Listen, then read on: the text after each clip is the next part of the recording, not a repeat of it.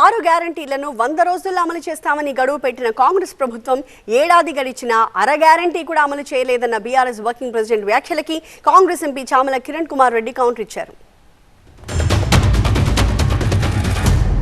గడువులు పెట్టింది ఎవరండి? 100 రోజుల గడువు పెట్టింది ఎవరు? 6 గ్యారంటీలకి.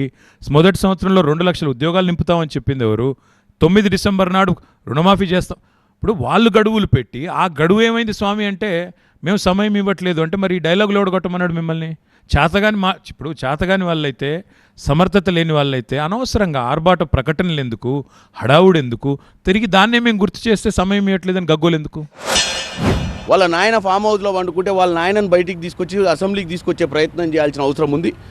మాకు తెలుసు, మేము ప్రజలు మమ్మల్ని అధికారంలోకి తీసుకొచ్చారు, సంవత్సరం అయింది, మా మీద బాధ్యత ఉంది, చేయాల్సిన బాధ్యత మేము చేస్తున్నాం.